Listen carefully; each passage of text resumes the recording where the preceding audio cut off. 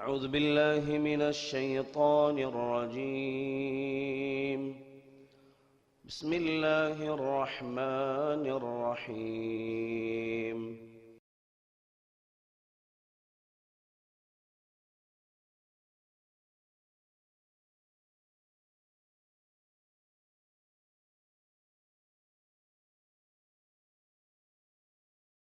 بسم الله الرحمن الرحيم. إن الحمد لله نحمده ونستعينه ونستغفره ونؤمن به ونتوكل عليه ونعوذ بالله من شرور أنفسنا ومن سيئات أعمالنا. من يهده الله فلا مضل له ومن يضلله فلا هادي له. وأشهد أن لا إله إلا الله وحده لا شريك له وأشهد أن محمدا عبده ورسوله. أما بعد، فقد قال الله تعالى في كتابه العزيز: يا أيها الذين آمنوا اتقوا الله حق تقاته ولا تموتن إلا وأنتم مسلمون. وقال نبينا صلى الله عليه وسلم في حديثه الشريف: إن خير الحديث كتاب الله وخير الهدي هدي محمد صلى الله عليه وسلم وشر الأمور محدثاتها وكل محدثة بدعة وكل بدعة ضلالة وكل ضلالة في النار. சலாத்தும் சலாமும் அகிலத்தின் அருக்கொடை அன்னலம் பெருமானார் ஸல்லல்லாஹு அலைஹி வஸல்லம் அவர்கள் மீதும் அவர்களது குடும்பத்தார்கள் மீதும் அவர்களது உத்தம தோழர்கள் அனைவரின் மீதும் மற்றும் அல்லாஹுடைய இல்லத்தில் அவனது தீனை கேட்க வேண்டும் என்ற தூய எண்ணத்தோடும் ஆர்வத்தோடும் வருகை புரிந்திருக்கிற உங்கள் அனைவரின் மீதும் என்றென்றும் நின்று நிலவட்டுமாக. அஸ்ஸலாமு அலைக்கும் வரஹ்மத்துல்லாஹி வபரகாத்துஹு. கண்ணியத்திற்குரிய சகோதரர்களே, சகோதரிகளே, எல்லாம் அல்ல அல்லாஹுவின் நல்லடியார்களே, அல்லாஹ்வுடைய பேரருளால் இந்த ரமலான் மாத தொடர் உரையின் மூலம் அறியப்படாத சில நபித்தோழர்களின் வாழ்க்கை வரலாறு என்கிற தலைப்பின் கீழே சில நபித்தோழர்களின் வாழ்க்கை வரலாற்றை தொடர்ச்சியாக நாம் கேட்டு வருகிறோம். அந்த வரிசையில் இன்ஷா அல்லாஹ் இன்றைய தினம் உமைர் இப்னு வஹ்ப் ரலியல்லாஹு அன்ஹு என்று சொல்லப்படக்கூடிய ஒரு நபித்தோழரின் வரலாறை நாம் சுருக்கமாக தெரிந்து கொள்ள இருக்கிறோம். உமைர் இப்னு வஹ்ப் ரலியல்லாஹு அன்ஹு மக்கா வெற்றிக்கு முன்னரே இஸ்லாத்தை ஏற்றுக்கொண்ட சாபிகூனல் அவ்வலூன் என்று சொல்லப்படுகிற இஸ்லாத்தை ஏற்பதில் முந்தியவர்களில் ஒருவராக இவர் இருக்கிறார்.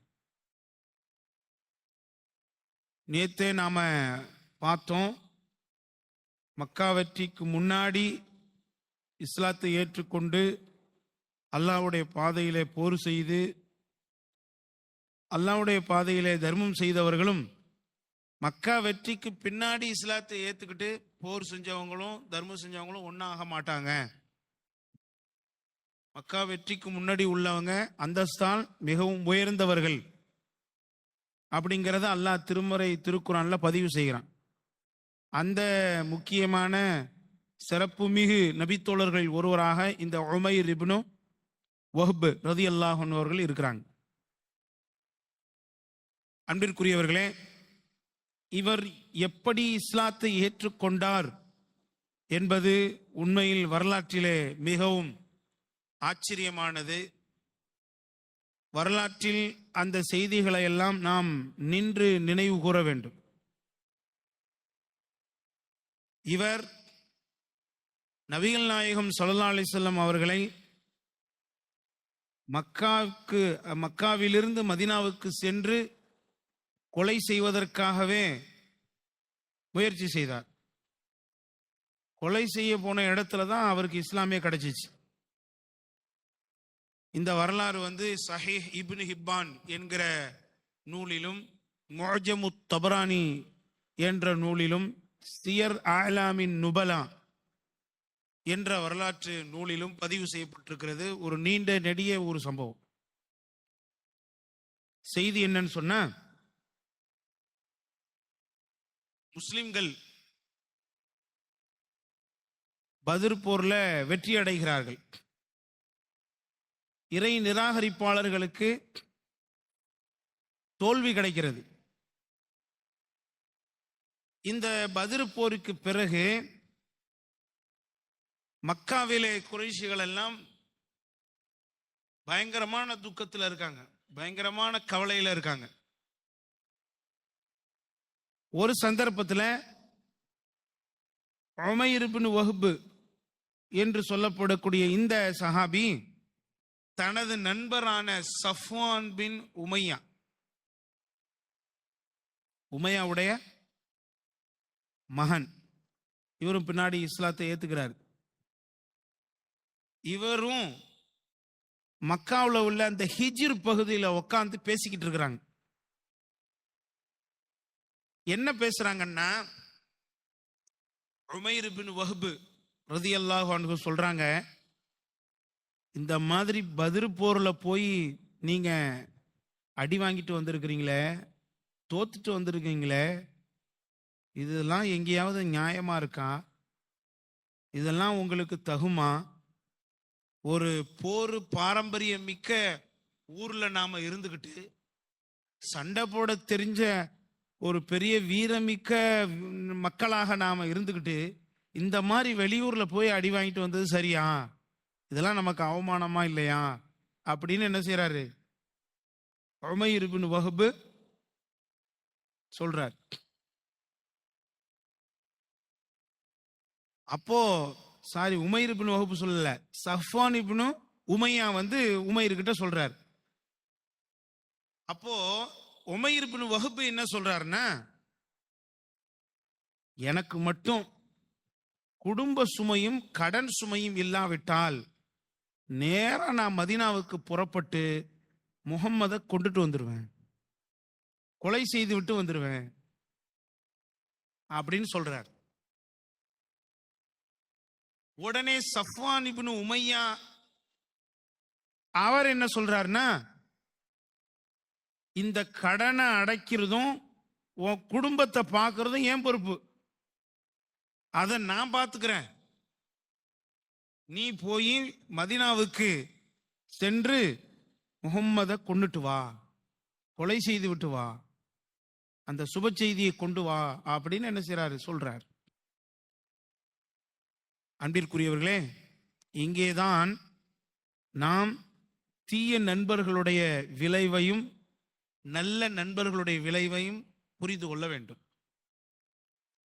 நல்ல நண்பர் என்பதற்கு உதாரணம் உமைர் இப்னு வஹ்ப் தான். அவர் தான் கொல்ல போறாரு, ஆனா அவர் தான் எப்படி நல்ல நண்பரா மாற போறாரு அப்படிங்கிறத பின்னாடி நாம தெரிஞ்சுப்போம். நல்ல நண்பருக்கு உதாரணம் யாரு? உமைர் இப்னு வஹ்ப் ரலியல்லாஹு அன்ஹு. கெட்ட நண்பனுக்கு உதாரணம் யாரு? சஃப்வான் பின் உமையா. காசு கொடுத்து முஹம்மது ஸல்லல்லாஹு அலைஹி வஸல்லம் அவர்களை கொண்டு விட்டு வருமாறு என்ன செய்யறாரு சொல்றார், கொலை செய்து விட்டு வரணும்னு சொல்றார். கெட்ட நண்பர்கள் சில நேரத்தில் இப்படிதான் என்ன செய்வாங்க, நமக்கு பாவங்களை ஏவுவார்கள், தீமைகளை ஏவுவார்கள். அந்த பாவங்களை அவர்களுக்காக நாம செய்யலைன்னா நம்மோடு பேச்சுவார்த்தையை நிறுத்தி கொள்வார்கள், நம்மோடு உண்டான பழக்க வழக்கத்தையும் என்ன செஞ்சிருவாங்க, நிறுத்திப்பாங்க. இதே மாதிரிதான் இவரும் செய்யறாரு. இந்த சஃப்வான் பின் உமையாவும் அப்படிதான் செய்யறாரு.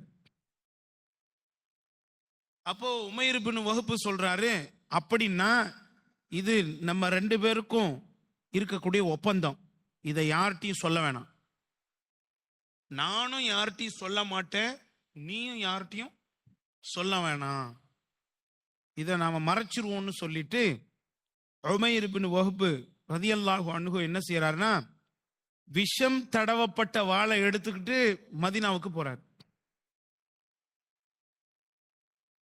மதீனாவுக்கு போனா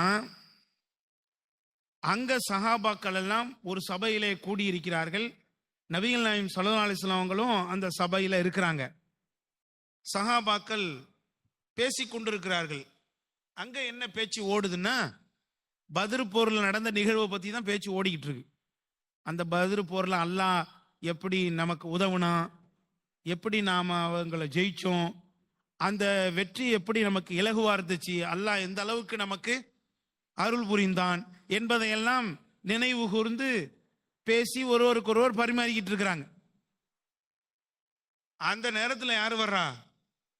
உமைர் இப்னு வஹ்ப் ரலியல்லாஹு அன்ஹு வர்றார். உருவிய வாளோட என்ன செய்யறாரு? போறார். போனோடனே உமர் இப்னுல் கத்தாப் ரலியல்லாஹு அன்ஹு அவர்கள் இவரை பார்த்துட்டு ஒரு மோசமான வார்த்தையை சொல்றாங்க. ஏன்னா அப்போ அவர் இறை நிராகரிப்புல இருந்ததுனால அந்த வார்த்தையை அவர் பயன்படுத்தினாங்க. இந்த அசிங்கம் பிடிச்சவன் ஏன் இங்க வர்றான்? இவன் வந்தாலே ஏதாவது ஒரு கெடுதி நடக்குமே அப்படின்னு திட்டிட்டு நேரா அவருக்கு அருகிலே சென்று அவருடைய வாளையும் கையையும் சேர்த்து இறுக பிடித்துக் கொள்கிறார்.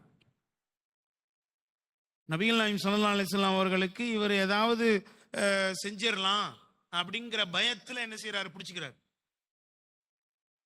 நபிகள் நாயகம் ஸல்லல்லாஹு அலைஹி வஸல்லம் அவங்க சொன்னாங்க, உமரே அவரது கையை விடுங்க. உமைரே நீ என் கிட்ட வாங்க அப்படின்னு சொல்லிட்டு கேட்டாங்க நபிகள் நாயகம் ஸல்லல்லாஹு அலைஹி வஸல்லம், உமைரே நீங்க எதுக்காக வந்திருக்கிறீங்க? உடனே அவர் வந்த விஷயத்தை மறைச்சிட்டு சொன்னாரு, எனது மகன் பத்ர் போர்ல கைதியாக பிடிக்கப்பட்டிருக்கான், அவனை விலை கொடுத்து வாங்கறதுக்காக தான் வந்திருக்கேன் அப்படின்னு வந்த உண்மையை மறைக்கிறார். உண்மையும் அதுதான். அதாவது உண்மையிலே அவருடைய மகன் பத்ர் போர்ல கைதியாக பிடிக்கப்பட்டு மதீனாவில் தான் இருந்தார். அப்படியே என்ன செஞ்சாரு? ரூட்டை மாத்தி விட்டார். என் மகனை விடுவிச்சு கொண்டு போறதான் வந்திருக்கேன் அப்படின்னு. அப்ப நபிகள் நாயகம் ஸல்லல்லாஹு அலைஹி வஸல்லம் அவர்கள் கேட்டார்கள், மகனை விடுவிச்சு கொண்டு போறது சரிதான்ப்பா, வரும்போது எதுக்கு வாளை எடுத்துட்டு வந்த?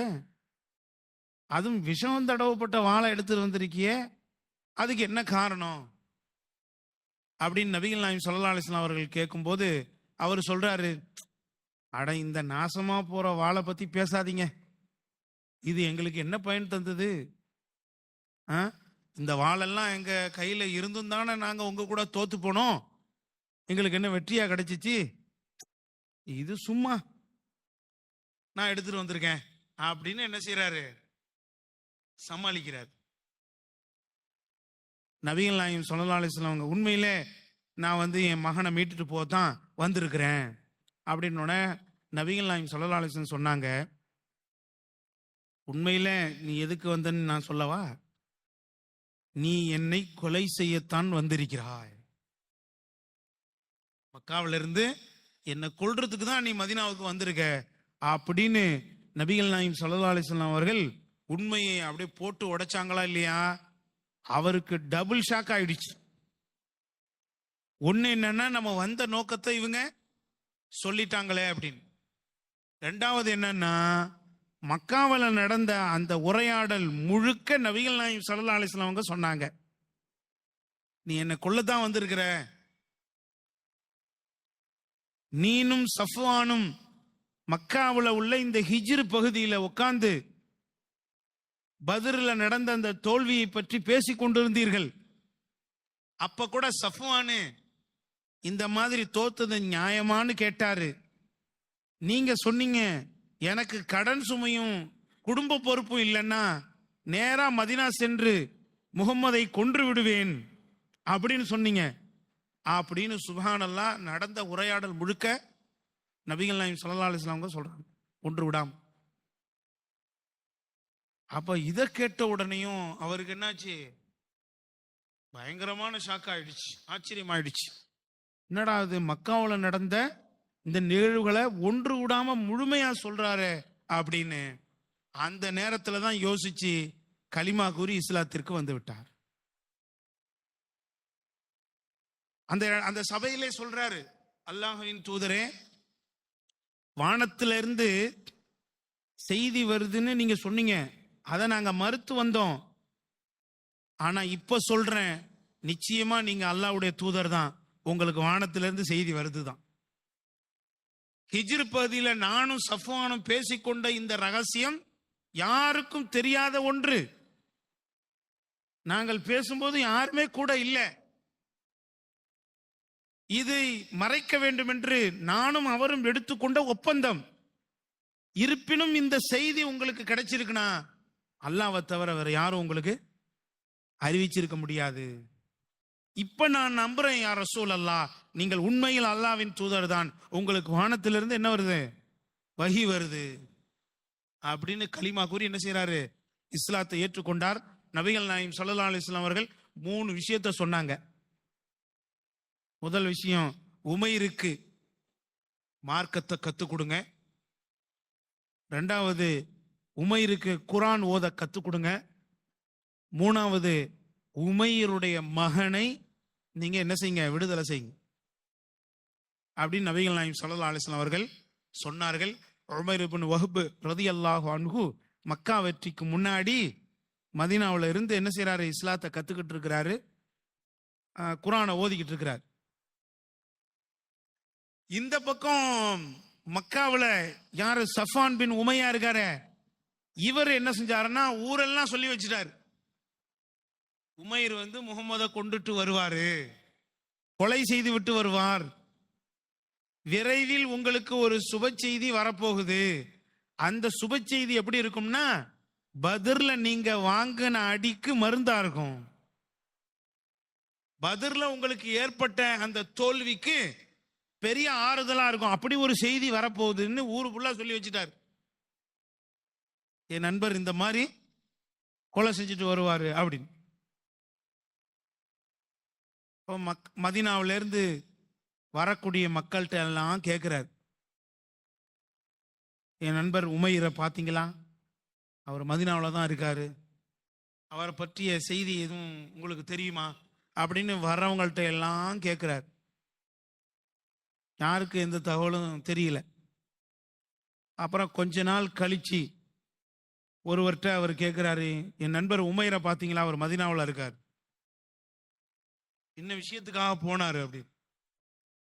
அப்ப அவர் சொன்னாரு, உமைரா, அவர்லாம் அங்க முஸ்லீம் ஆகி குர்ஆனை ஓதிக்கிட்டு இருக்கிறார், அங்க இஸ்லாத்தை படிச்சுக்கிட்டு இருக்கிறாரு, அவரை போய் நீ தேடிக்கிட்டு இருக்கோன்னே அப்போ இவருக்கு சஃப்வானுக்கு என்ன ஆச்சு, அப்போதான் தூக்கி வாரி போட்டுச்சு. என்னடா இது, நம்முடைய நண்பன் இந்த மாதிரி நமக்கு துரோகம் செய்து விட்டானே அப்படின்னு சொல்லி இனி மக்காவுக்கு திரும்பினா அவனோட பேசவே கூடாது, அவனோட நாம பழக்கம் வழக்கமே வச்சுக்க கூடாதுன்னு சொல்லி அல்லாஹ் மேல சத்தியம் பண்ணிட்டு அவர் டென்ஷன் ஆகி போயிட்டார். உமைர் இப்னு வஹ்ப் ரலியல்லாஹு அன்ஹு குர்ஆனெல்லாம் நல்லா ஓத தெரிஞ்சுக்கிட்டு மார்க்கத்தெல்லாம் கத்துக்கிட்டு நபிகள் நாயகம் ஸல்லல்லாஹு அலைஹி வஸல்லம் அவங்க கிட்ட அனுமதி கேட்குறாங்க. அல்லாஹ்வின் தூதரே, நான் மக்காவுக்கு சென்று வர எனக்கு அனுமதி கொடுங்க, அங்கே சென்று நான் பலருக்கும் இஸ்லாத்தை என்ன செய்யணும், எடுத்து சொல்லணும் அப்படின்னு கேட்கும்போது நபிகள் நாயகம் ஸல்லல்லாஹு அலைஹி வஸல்லம் அவர்களும் என்ன செஞ்சாங்க, அனுமதி கொடுத்தாங்க, போங்க அப்படி. உமைர் ரலியல்லாஹு அன்ஹு அவர்கள் என்ன செய்றாங்க, மக்காவுக்கு வர்றாங்க. மக்காவுக்கு வந்து முதல்ல சந்திச்சது தன் நண்பனை தான். ரொம்ப நெருங்கிய நண்பர்கள், அறியாமை காலத்திலிருந்தே ரொம்ப நெருங்கிய நண்பர்களாக இருந்தவர்கள். முதல்ல நண்பனை சந்திச்சு பேசுறாரு. சஃப்வான் பின் உமையா பேசவே மாட்டார், உன்னோட நான் இனி பேசவே மாட்டேன் அப்படின்னு. இப்ப ஊர்ல உள்ள மக்கள் எல்லாருக்கும் என்ன செய்யறாரு, உமைர் இப்னு வஹ்ப் ரலியல்லாஹு அன்ஹு அவர்கள் இஸ்லாத்தை எடுத்து சொல்றாங்க. அவரது தாவாவின் மூலம் அவரது கரத்திலே பல பேர் இஸ்லாத்துக்கு வந்தாங்க. அன்பிற்குரியவர்களே, உண்மையில இந்த உமைர் இப்னு வஹ்ப் ரலியல்லாஹு அன்ஹு அவர்கள் அறியாமை காலத்துல இஸ்லாத்தை ஏற்பதற்கு முன்னால அந்த ஊரை மக்காவை வழிநடத்தக்கூடிய 10 தலைவர்கள் ஒருத்தரா இருந்தார். முக்கியமான தலைவர்கள் யாரு அப்படின்னு லிஸ்ட் எடுத்தா அந்த 10 பேர்ல ஒருத்தரா யார் இருப்பான்? இந்த உமைர் பின் வஹப் ரலியல்லாஹு அன்ஹு அவர்கள் இருப்பார்கள். இன்னும் சொல்ல போனா இஸ்லாத்தினுடைய வளர்ச்சியை தடுத்ததும், முஸ்லிம்களுக்கு அதிகமான தொல்லை கொடுத்ததும் 10 பேருன்னா அந்த 10 பேருக்குள்ள யார் வந்துருவான்? இந்த உமைர் பின் வஹப் ரலியல்லாஹு அன்ஹு அவர்கள் வந்துருவாங்க. ஆனா இப்ப எப்படி மாறினார்னா, யாரெல்லாம் இஸ்லாத்தை எதிர்த்தாங்களோ அவங்கள தண்டிக்கிற அளவுக்கு அவர் என்ன செஞ்சாரு? மாறினார். அவருடைய கரத்தால நிறைய பேர் இஸ்லாத்துக்கு வந்தாங்க. தனது நண்பருக்கு எவ்வளவோ இஸ்லாத்தை எடுத்து சொல்லி அவர் வரம் மறுக்கிறார். திரும்ப திரும்ப என்ன செய்யறாரு? இவரே போய் பேசுறாரு. ஆனா அவர் வர மறுக்கிறார். இறுதியா ஃபத்ஹ் மக்கா வருது, மக்காவுடைய வெற்றி. அதுக்கு இதுக்கும் கேப்பும் ஒரு 1 அல்லது 1.5 வருடம் தான் இருக்கும். ஃபத்ஹ் மக்காவுக்கும் உமைர் பின் வஹப் ரலியல்லாஹு அன்ஹு அவர்கள் இஸ்லாத்தை ஏற்றதற்கும். இப்போ இவ்வளவு காலத்தில் நிறைய பேரை இஸ்லாத்துக்கு கொண்டு வர்றாரு. தனது நண்பனையும் இஸ்லாத்துக்கு கொண்டு வர அவர் என்ன செய்யறாரு? முயற்சி செய்கிறார். இறுதியா ஃபத்ஹ் மக்கா வருது.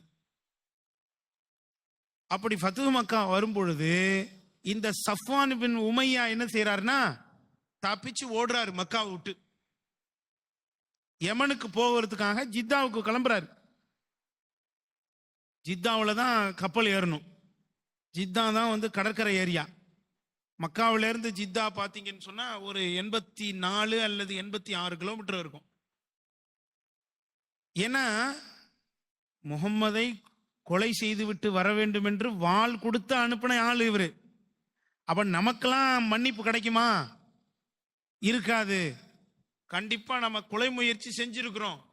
அதனால நபிகள் நாயகம் ஸல்லல்லாஹு அலைஹி வஸல்லம் அவர்கள் ஒருபோதும் நம்மளை மன்னிக்கவே மாட்டாங்கன்னு சொல்லி மக்காவிலிருந்து தப்பிச்சு யமன் போறதுக்காக ஜித்தா போறார். ஜித்தாக்கு போற தனது நண்பனை உமைர் பின் வஹப் ரலியல்லாஹு அன்ஹு பிடிச்சி நிறுத்தி, போக வேணாம், நீங்க இஸ்லாத்தை ஏத்துக்குங்க, அல்லாஹ்வுடைய தூதர் உங்களை மன்னிப்பாங்க, உங்களுக்கு பாதுகாப்பும் தருவாங்க. இல்ல அப்படின்னு சொல்லிட்டு அவர் மறுத்துட்டு போறார். நபிகள் நாயகம் ஸல்லல்லாஹு அலைஹி வஸல்லம் அவர்கள் ஃபத்ஹ் மக்காவுக்குள்ள நுழைஞ்சிருக்காங்க. உமைர் பின் வஹப் நண்பனை விட்டுட்டு நேரா நபிகள் நாயகம் ஸல்லல்லாஹு அலைஹி வஸல்லம் அவர்களிடத்துல வந்தாங்க. வந்து, அல்லாஹ்வின் தூதரே, இதோ அறியாமை காலத்திலிருந்து எனது நண்பனாக இருந்த சஃப்வான் பின் உமையா உயிர் பயம் ஏற்பட்டு இந்த மக்கா விட்டு ஓடுறாரு, தப்பிச்சு ஓடுறாரு, அவருக்கு நீங்க மன்னிப்பு கொடுங்க,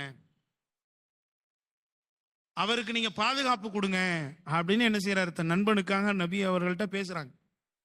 சுப்ஹானல்லாஹ், யோசிச்சு பாருங்க. இதான் நல்ல நண்பனுக்கு இவர் உதாரணம் நான் சொன்னேன். பாத்தீங்களா? தனக்கு கிடைத்த அந்த நேர்வழி, தனக்கு கிடைத்த அந்த இஸ்லாம் தன் நண்பனுக்கும் கிடைக்க வேண்டும் என்று எவ்வளவு முயற்சி செய்கிறார், எவ்வளவு போராடுகிறார் பாருங்க. சொல்ல போனா இவர் மதீனாவுக்கு நபி அவர்களை கொலை செய்யறதுக்கு அனுப்பலன்னா இவருக்கே என்ன கிடைச்சிருக்காது? இஸ்லாம் கிடைச்சிருக்காது. அப்படித்தானே? அப்ப தனக்கு இஸ்லாம் கிடைத்தது போதும் என்று மட்டும் அவர் இருந்து விடாமல் தன் நண்பனுக்கும் கிடைக்கணுங்கிறதுக்காக ரொம்ப என்ன செய்யறாரு? முயற்சி செய்யறாரு. நபிகள் நாயகம் ஸல்லல்லாஹு அலைஹி வஸல்லம் அவங்கள்ட்ட போய் பேசினார். நபி அவர்கள் சொன்னாங்க, அவர் இஸ்லாத்தை ஏற்கும் எண்ணத்திலே வந்தால் நிச்சயமா அவருக்கு என்ன இருக்கு? மன்னிப்பு இருக்கு, நான் அவருக்கு பாதுகாப்பு தர்றேன் அப்படின்னு என்ன செஞ்சாங்க? சொன்னாங்க. சுப்ஹானல்லாஹ். இங்கத்தான் நபிகள் நாயகம் ஸல்லல்லாஹு அலைஹி வஸல்லம் அவர்கள் மன்னிக்கும் சிகரமாக விளங்கினார்கள். யோசிச்சு பாருங்க, தன்னை இவர் கொலை செய்ய முயற்சி செஞ்சிருக்கிறாரு அப்படின்னு சொன்னா அவரை மன்னிக்க நமக்கு மனசு வருமாங்க? அதை நினைச்சு நினைச்சு நினைச்சு எவ்வளவு நாம கொந்தளிப்போம். ஆனா நபிகள் நாயகம் ஸல்லல்லாஹு அலைஹி வஸல்லம் அவர்கள் என்ன செஞ்சாங்க? மன்னிக்கிறேன், இஸ்லாத்தை ஏற்கும் எண்ணத்துல வந்தா மன்னிக்கிறேன்ட்டாங்க.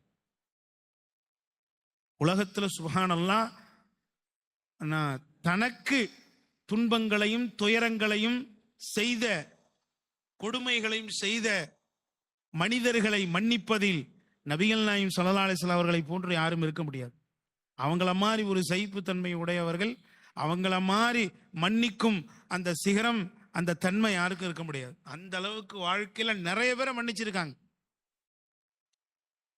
நாமெல்லாம் மன்னிக்கிறது சும்மா ஃபார்மாலிட்டிக்காக மன்னிப்போம். நம்முடைய மன்னிப்பு அந்த அளவுக்கு தான் இருக்கும். அப்படித்தானே? நமக்கு யாராவது ஒருத்தர் கெடுதி செஞ்சுட்டா, நமக்கு துரோகம் செஞ்சுட்டா மன்னிப்போம். ஆனா என்ன செய்வோம்னா, அதற்கு பிறகு அவரை நம்ம பார்க்கவே மாட்டோம். அதற்கு பிறகு அவர்கிட்ட பழக்கமே வச்சுக்க மாட்டோம். நம்முடைய மன்னிப்புலாம் இப்படிதான் இருக்கும். ஆனா நபிகள் நாயகம் ஸல்லல்லாஹு அலைஹி வஸல்லம் அவர்கள் முழுமையாக மன்னித்தார்கள். உடனே என்ன செய்யறாங்கன்னா, திரும்ப குதிரை எடுத்துக்கிட்டு விரட்டுறாரு. நண்பர் ஜித்தாவை நோக்கி போய்கிட்டு இருக்காரா இல்லையா, நேர குதிரை எடுத்து விரட்டிட்டு போய் நண்பர்கிட்ட சொல்றாரு, இந்த மாதிரி நபி அவர்கள் உன்னை மன்னிச்சுட்டாங்க, உனக்கு பாதுகாப்பு தருகிறேன் என்று சொல்லிவிட்டார்கள், நீங்கள் மக்காவுக்கு வாங்க அப்படின்னு, நீங்க இஸ்லாத்தை ஏத்துக்குங்க அப்படின்னு. இப்படி சொல்லியும் அவர் நம்ப மாட்டாரு. நீ சொன்னதுக்கு என்ன ஆதாரம், நான் எப்படி நம்புறது இத? இப்படி போய் சொல்லி கூட்டிட்டு போய் எனக்கு ஏதாவது நடந்துருச்சுன்னா அப்படின்னு சொல்லி அவர் என்ன செய்யறாரு, பயப்படுறாரு. உடனே குதிரையை எடுத்துக்கிட்டு மறுபடியும் நபி அவர்கள் இடத்துல என்ன செய்யறாரு, வர்றார். வந்து நபி அவர்களிடத்துல பேசுறாரு. பேசணும்னா நபிகள் நாயகம் ஸல்லல்லாஹு அலைஹி வஸல்லம் அவர்கள் தனது கருப்பு தலைப்பாகையை கலட்டி கொடுக்குறாங்க. கலட்டி கொடுத்து, இந்த உமைரு இதை எடுத்துட்டு போ, நான் அவரை மன்னிச்சிட்டேன்னு சொல்லு, நான் அவருக்கு பாதுகாப்பு கொடுத்துட்டேன்னு சொல்லு, அதுக்கு ஆதாரமா என் தலைப்பாகையை என்ன செய்ய அவர்கிட்ட குடு என்று நபிகள் நாயகம் ஸல்லல்லாஹு அலைஹி வஸல்லம் அவங்க சொல்ல, அதை எடுத்துக்கிட்டு என்ன செய்யறாருங்க, மறுபடியும் அவர் போன பாதையை நோக்கி போறார். உமைர் இப்னு வஹ்ப் ரலியல்லாஹு அன்ஹு அவர்கள் எவ்வளவு போராடுறாரு பாருங்க. பொதுவாவே ஒரு மனிதருக்கு இஸ்லாத்தை எடுத்து சொல்வதிலே நாம் என்ன செய்யணும், பயங்கரமா முயற்சி செய்யணும், பயங்கரமா போராடணும். அதிலும் நமக்கு தெரிந்தவர்கள் என்றால், நம்முடைய சொந்தக்காரர் உறவுக்காரர் என்றால், நமக்கு நெருங்கிய நண்பர் என்றால் கூடுதலாக அக்கறை காட்ட வேண்டுமா இல்லையா? அந்த அக்கறையை தான் யார் காட்டுறா, உமைர் இப்னு வஹ்ப் ரலியல்லாஹு அன்ஹு. அவ அந்த தலைப்பாகையை எடுத்துக்கிட்டு மீண்டும் நண்பனிடத்துல போய் சொல்றாங்க, இந்த மாதிரி நபி அவர்கள் உன்னை மன்னிச்சுட்டாங்க அப்படின்னு. அதுக்கு ஆதாரமா தலைப்பாகையை அவர்களே கலட்டி கொடுத்தார்கள், இதோ பார் வா அப்படின்னு சொல்லி கூப்பிடுறாங்க. அரை மனசோட வர்றாரு. அப்பையும் அவர் முழு மனசோட வரல, அரை மனசோட வர்றார். அரை மனசோட வந்து நபிகள் நாயகம் ஸல்லல்லாஹு அலைஹி வஸல்லம் அவர்களை சந்திக்கிறார். சந்திச்ச உடனே அவங்களுக்கு முன்னாடியும் கொஞ்சம் விட்டு கொடுக்காம கெத்தா பேசுறாரு. என்ன பேசுறாருன்னா, அல்லாஹ்வின் தூதரே, இவர் ஏதோ நீங்க என்ன மன்னிச்சதா சொன்னாரு, நீங்க ஏதோ எனக்கு பாதுகாப்பு கொடுக்கறதாவும் இவர் சொன்னாரு, அது உண்மையா? ஆமா அப்படின்னு நபி அவர்கள் சொன்னதும் உடனே அவர் சொல்றாரு, அல்லாஹ்வின் தூதரே, உடனே எல்லாம் என்னால இஸ்லாத்தை ஏத்துக்க முடியாது, நான் இஸ்லாத்தை குறித்து முஸ்லிம்களை குறித்து சிந்திக்கணும், எனக்கு 2 மாசம் டைம் வேணுங்கிறார். அப்படி விட்டு கொடுக்காம அப்படியே கெத்தா என்ன செய்யறாரு, அந்த நேரத்துல கூட பிடிவாதமா இருக்காரு. சுப்ஹானல்லாஹ், யோசிச்சு பாருங்க. ஒரு மனிதருக்கு ஹிதாயத் எப்படி துரத்தி துரத்தி கிடைக்குது பாருங்க, அது அல்லாஹ்வுடைய பெரும் அருள் இல்லையா? நாம ஹிதாயத்தை தேடி போறது ஒரு பக்கம், அப்படித்தானே? இப்போ சஃப்வான் பின் உமையாவை என்ன செய்துங்க, ஹிதாயத்து தேடி வருது, துரத்தி வருது. ஆனாலும் அவர் என்ன செய்யறாரு, எதிர்க்கிறார், உதறி தள்ளுகிறார். சொல்றாரு, அல்லாஹ்வின் தூதரே, உடனே எல்லாம் என்ன செய்ய முடியாது, என்னால் முஸ்லீமாக முடியாது, இஸ்லாத்தை ஏற்க முடியாது, எனக்கு 2 மாசம் டைம் வேணும் அப்படி. நபிகள் நாயகம் ஸல்லல்லாஹு அலைஹி வஸல்லம் சொன்னாங்க, 2 மாசம் என்னப்பா டைமு, 4 மாசம் எடுத்துக்கோ, அதை விட அதிகப்படியா 2 மாசம் கூடுதலா எடுத்துக்கோ, இஸ்லாத்தை பற்றி சிந்தி, முஸ்லிம்களை பார், என்னை பார், இந்த இஸ்லாத்திற்கு அல்லாஹ் கொடுக்கிற வளர்ச்சியை பார், உதவியை பார் என்று நபிகள் நாயகம் ஸல்லல்லாஹு அலைஹி வஸல்லம் சொன்னாங்க. சுப்ஹானல்லாஹ், அல்லாஹ்வுடைய நாட்டப்படி அவர் சொன்ன அந்த நாட்களுக்குள் முஸ்லீம் ஆயிட்டார். அல்லாஹ்வுடைய ரசூலுக்கிட்ட 2 மாசம் கேட்டாரா இல்லையா? ஆனா 2 மாசத்துக்குள்ள அவர் முஸ்லிம்களை பார்க்கிறார், இஸ்லாத்தை பார்க்கிறார், நபிகள் நாயகம் ஸல்லல்லாஹு அலைஹி வஸல்லம் அவர்களுடைய அந்த பழக்க வழக்கத்தை பார்க்கிறார், மக்களோடு அவர்கள் நடந்து கொள்கிற அந்த முறைகளை பார்க்கிறார். இதையெல்லாம் பார்த்து அவர் கவரப்பட்டு கலிமா கூறி என்ன செய்யறாரு, சஃப்வான் பின் உமையா ரதியல்லாஹு அன்ஹு இஸ்லாத்தை ஏற்கிறார், முஸ்லிமாக மாறுகிறார். இப்படி ரெண்டு பேருமே யாருங்க, உமைர் பின் வஹ்ப் ரதியல்லாஹு அன்ஹு அவர்களும் சரி, சஃப்வான் பின் உமையா ரதியல்லாஹு அன்ஹு அவர்களும் சரி, இருவரும் முஸ்லிமாகி இஸ்லாத்தினுடைய வளர்ச்சிக்கு பெருமளவிலே மக்காவிலே என்ன செஞ்சாங்க, உதவி செய்தார்கள் என்பதை நாம் பார்க்கிறோம். உமைர் பின் வஹ்பை பொறுத்தவரையிலே நேரடியாக எதிர்த்தவர், சஃப்வான் பின் உமையாவும் நேரடியாக எதிர்த்தவர். அவர் யாருன்னா உமையாவுடைய மகன், பத்ர் போர்ல கொல்லப்பட்டார உமையா, உமையத் இப்னு ஹலஃப், குறைஷியுடைய தலைவர்கள முக்கியமானவர் தானே. பிலால் ரதியல்லாஹு அன்ஹு அவர்களுடைய எஜமானர், இவருடைய மகன் தான் யாரு, சஃப்வான் இப்னு உமையா. உமையாவுக்கு இஸ்லாம் கிடைக்கல, அவருடைய மகனுக்கு அல்லாஹ் இஸ்லாத்தை கொடுத்தான். இப்படி இஸ்லாத்தை கொடுத்து அவரை கண்ணியப்படுத்தினான் அப்படிங்கிறத நாம பார்க்கிறோம். இப்படி உமைர் ரலியல்லாஹு அன்ஹு அவர்களும் அவரது நண்பரும் இஸ்லாத்துக்கு வந்து இஸ்லாத்திற்கு பெரிய வளர்ச்சியையும் பெரிய ஒரு உதவியையும் அவர்கள் மக்காவிலே செய்தார்கள். அதன் மூலம் பல பேர் என்ன செஞ்சாங்க, இஸ்லாத்துக்கு வந்தாங்க அப்படிங்கிறத நம்ம பார்க்கிறோம். இப்படித்தான் உமைர் இப்னு வஹ்ப் ரலியல்லாஹு அன்ஹு அவருடைய வாழ்க்கை வரலாறு அமைந்திருந்தது. அன்பிற்குரியவர்களே, யோசிச்சு பாருங்க, வரலாற்றில் நபிகள் நாயகம் ஸல்லல்லாஹு அலைஹி வஸல்லம் அவர்களை கொல்ல வேண்டும் என்று யாரெல்லாம் புறப்பட்டார்களோ அவர்களெல்லாம் மனமாற்றம் அடைந்து என்ன செஞ்சாங்க, இஸ்லாத்திற்குள் நுழைந்தார்கள். அதுக்கு மிகப்பெரிய உதாரணம் ஏற்கனவே ஒன்று இருக்கு.